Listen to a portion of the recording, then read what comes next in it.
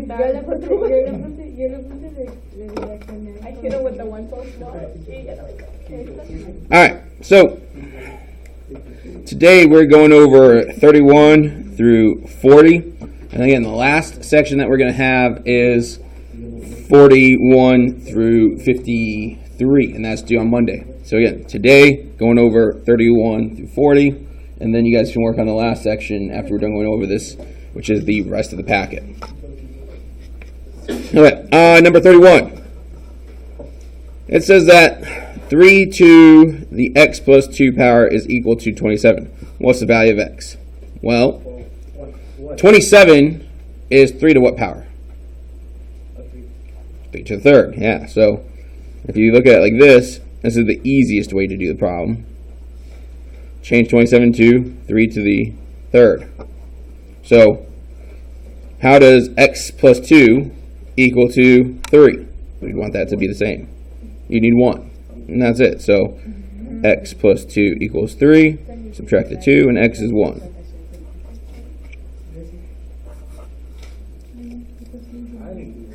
Now, on 32, simplify the following. So again, it just wanted you to simplify them as much as possible. On this one, we could use distributive property. So the 3 goes to both of these. So you'd have 6x minus,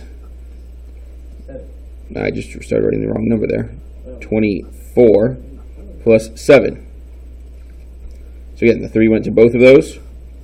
Now, 24 plus 7, you can reduce that a little bit more because those are like terms. So negative 24 and a positive 7 gives us negative 17. On the next one, no numbers are on here, but again, you can still simplify this. The a can be distributed. So you end up with ABC minus AD. And that's it. On this one, you can distribute the 2. So you'd have 10 plus 2x plus 8. The 8 and the 10 can be added together, so the 2x stays, and you get 18. So 2x plus 18. I didn't show my distribution there. Let me just draw my arrows so you see them. Again, on each one, though, you have the distributive property to use. Sometimes there's an additional step because then you had like terms that you could combine. Any questions on those two? All right, moving on to the next page then.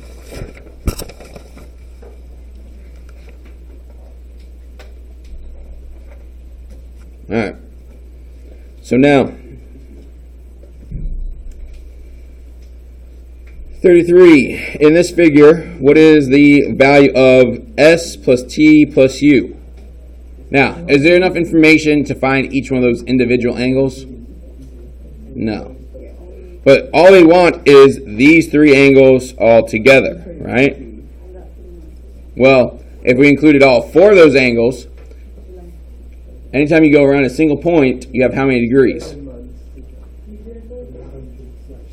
360. So 60 plus s plus t plus u should equal 360.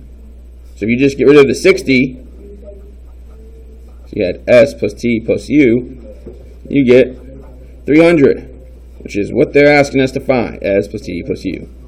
So 300 is our answer. Write this in scientific notation. So 438 million. So we got to move our decimal after the first non-zero number, so right after the 4. How many decimal places are we going to have to move this? 1 million. 8. A total of 8 places. Because remember, this isn't written out right now.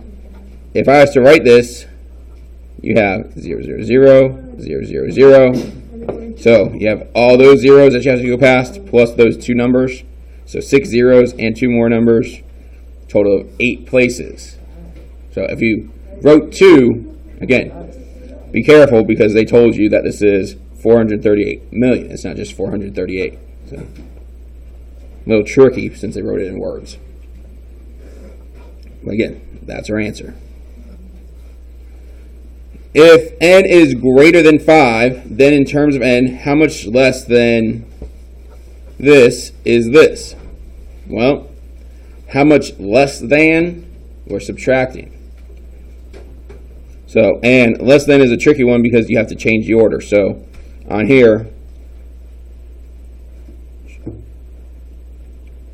wait, how much less than this is this? Do you have to change the order on this one? Hold on.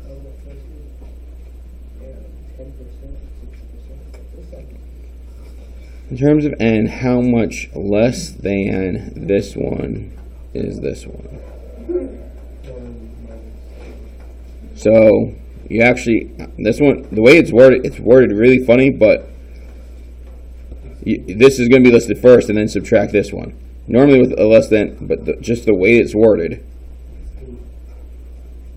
So let me write it out first. So this minus this. You got to distribute the negative. So 6n plus 3 minus 2n plus 4. 6n and 2n combine. This is a negative 2n now, so 4n. Then we have 3 and a positive 4. That'd be positive 7. So our answer is B.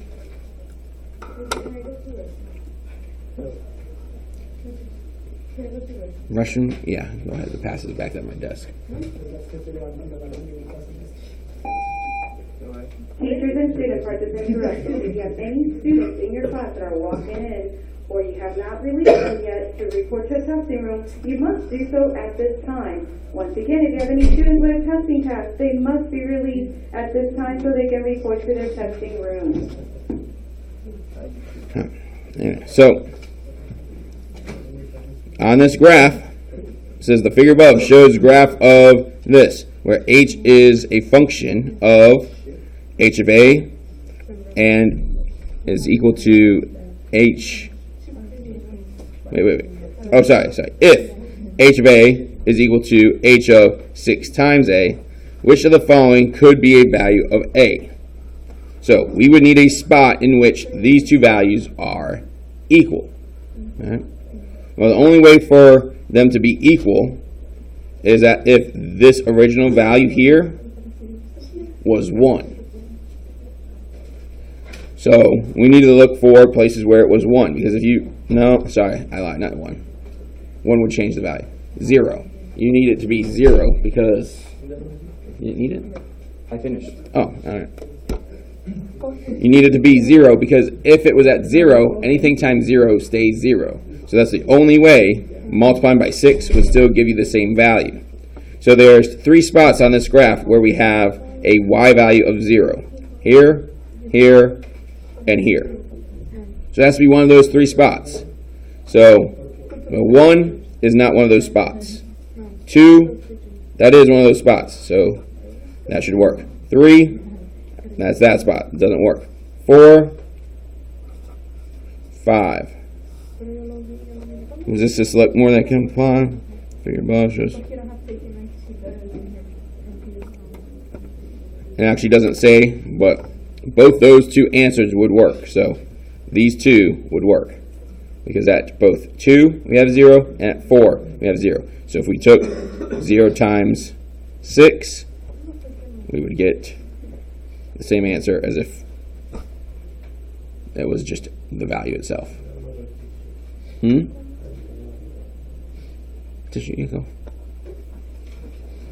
On 37, if r over 5 is equal to 10 over p and is equal to 3 over 4, find p over r. So they have 3 fractions that equal. You really just have to do one proportion at a time. So it doesn't matter which one you solve first, but basically just cover one of those up. We know that these 2 are equal. So using a proportion, cross multiply and solve. 4 times 10 is 40. 3 times p is 3p. 40 divided by 3 is equal to p. If we're finding r, so cover up the one in the middle.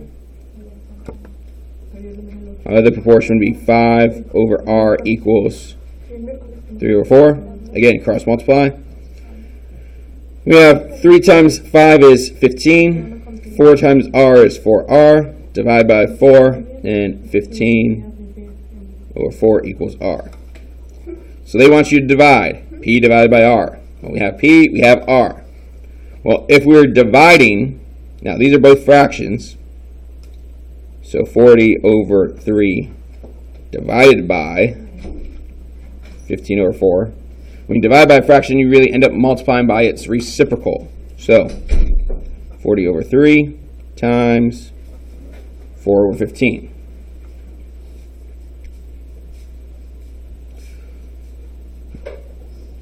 And before we even multiply, we could reduce this a little bit.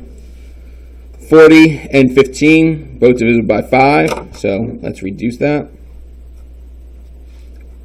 This would be 8. This would be 3. So multiply them together. 8 times 4 is 32. 3 times 3 is 9. And that could be our final answer.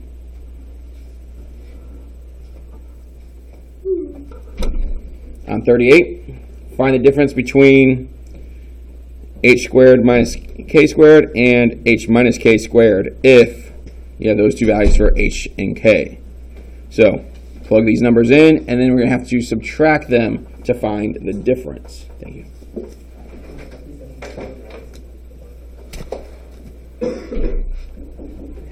So, negative 4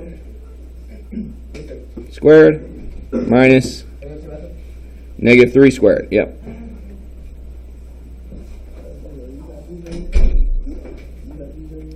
That's 16. That's 9. 16 minus 9 is 7. If I plug into this one, negative 4 minus negative 3 squared. Well, minus a negative ends up becoming plus a positive, so this is negative 4 plus 3. So we get negative 1 squared, which is positive 1. And 7 minus 1 is 6. 39. If k is an even integer, determine whether each of the following is even or odd. So if this is an even, if you multiply two evens together, you get an even number. On this one, if you add or subtract a value from an even number, it becomes odd. If you multiply two odd numbers, your answer is odd. If you multiply an even number by an odd number, you get an even number. On this one, so we have an even number times an odd number, so that part's even, but then you subtract off an odd number, so it's going to change it to odd. And then last, the final one from this section, find the arithmetic mean of h, negative h, and 12.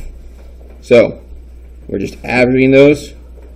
So h plus negative h plus 12 divided by 3. Well, h and negative h, they divide off. Sorry, not divide off. They cancel each other off because they would just give us 0. And then 12 divided by 3 is 4. And that's our final answer. So again, that was from yesterday. Again, your work for today is 41 through 53. And again, that's what's due on Monday. All right? And then on Monday, I will record your grades from each one of these sections. So make sure you have those done. I'll record them. And that'll be it for those of you that are seniors. Again, we'll use Monday to go over those last 13 problems. I'm not planning on assigning anything new on Monday. And then Tuesday and Wednesday we can use to just go over additional problems. And then that'll be it for seniors. Oh, feels so good. Yeah. Feels so good. Because we're the seniors, it's coming to an end. Yep. Yeah. Let me go see if I can find the password.